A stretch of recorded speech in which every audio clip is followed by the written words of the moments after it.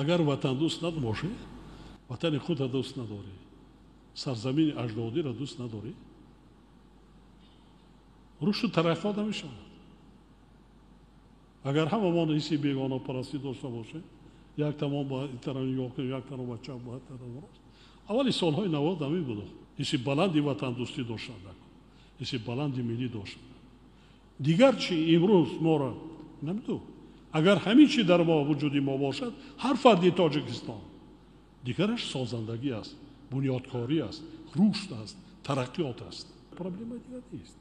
میشود در یک 5 ساله 10 ساله سطح و صفتی زندگی مردمی ما خیلی بهتر میشد. کشور ترقی میکنه.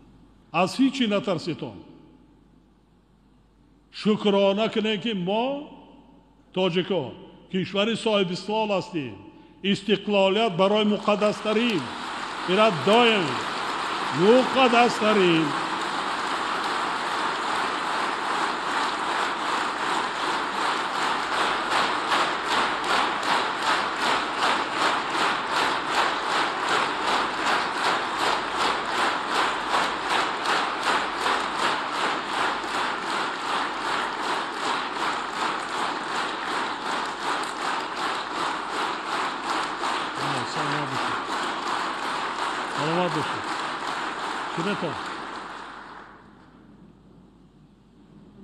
بسیاری آمان مردم ناقدر درد میکنند.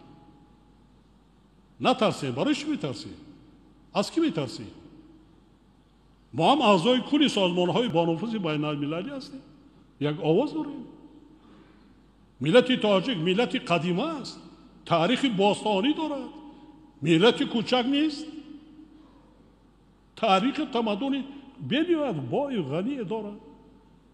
تمدن آفر است. با آمدی کسی نشویتان. دولت سازی کار آسان نیست.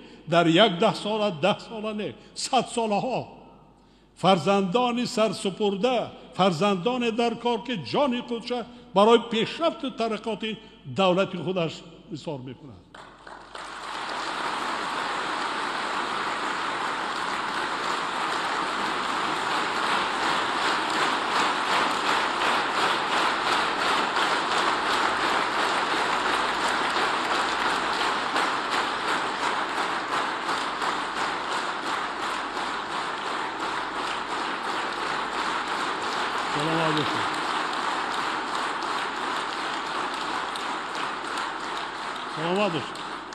حق و حقوق خودمان را حمایت کرده نتونستیم.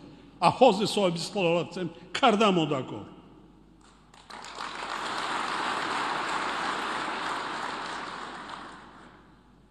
باز میگویم مخصوصا اعضای حکومت، وکیلان مردمی، خدمتچیان دولتی، رهبران همه زینه، فعالان، جوانان، شکر کنید که ما تاجیکان وطن صاحب استقلال داریم. من قطعنامه قبول شدگی در تمام دنیا تاجیکستان یک کوچک کشور است. با چی در کار؟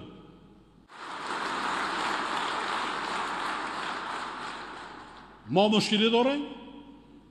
مشکلی را زحمت کشیده سرجمانه این مشکلی را پستر میکنیم.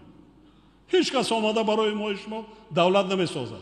یگان کس آمده خانه ما شما را نمیسازد. بنیاد نمی کند. کی کرد بعد جنگ شهروندی؟ کی آمد؟ کی خانه سوختگی ما را برقرار کرد؟ کی کودکی یتیم ماندگی را تربیت کرد؟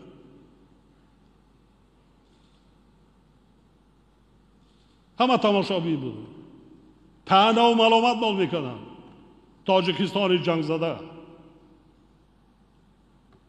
با میگویم ایسو ما در کجایی که نباشه منفعت های خود را، منفعت هر یک تاجیک را حمایت کردن نمانده کن.